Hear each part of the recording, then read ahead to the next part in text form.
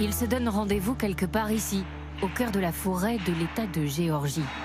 À l'abri des regards, les membres de la Georgia Security Force, une milice d'extrême droite, ont dressé un camp pour un week-end un peu particulier.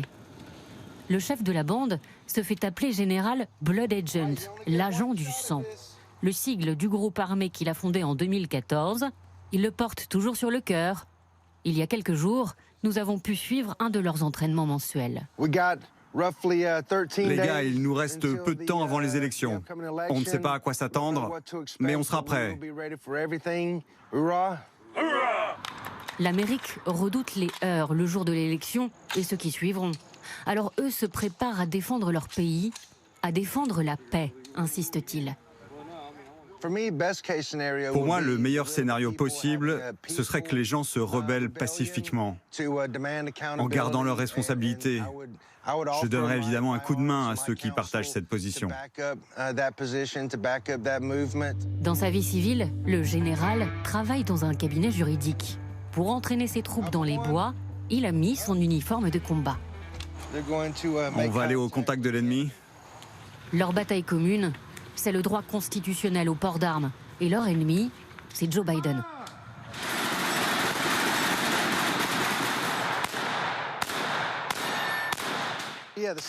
Le second amendement, oui, il est menacé.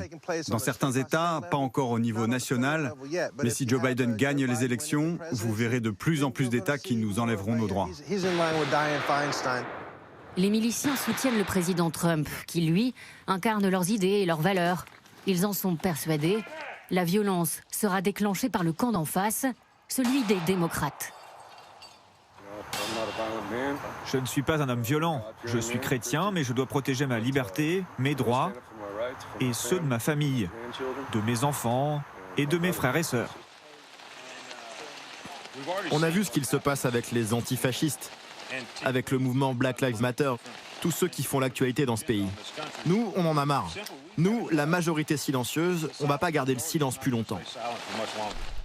La majorité silencieuse, qu'ils entendent défendre, ne comprend pas cette frange de l'Amérique qui s'est élevée contre les violences policières, contre le racisme. Pour se faire entendre, les plus radicaux ont fait le choix des armes. Selon le New York Times, entre mai et août 2020, une centaine d'actes violents a été perpétrés par différentes milices. À quelques kilomètres d'Atlanta, sous une pluie battante, c'est l'heure du barbecue et des pronostics électoraux. Le sergent Trinman, électricien de profession, croit dur comme fer à un scénario catastrophe. Si Biden gagne, il ne verra pas sa journée d'inauguration. Je pense que Biden va être tué. Et quand il sera assassiné, Kamala Harris ne pourra pas être présidente. Elle n'en est pas capable. Donc Nancy Pelosi va prendre le pouvoir, et là, il y aura la guerre civile. Parce qu'on ne va pas la laisser faire sa politique. Oui, on utilisera tous les moyens possibles si quelque chose arrive. Si on doit en arriver là, alors oui, je prendrai les armes pour défendre mon pays. Ces miliciens ont fait de l'élection présidentielle une question de survie. À quelques heures du scrutin, une majorité d'Américains redoutent que le pays bascule dans la violence.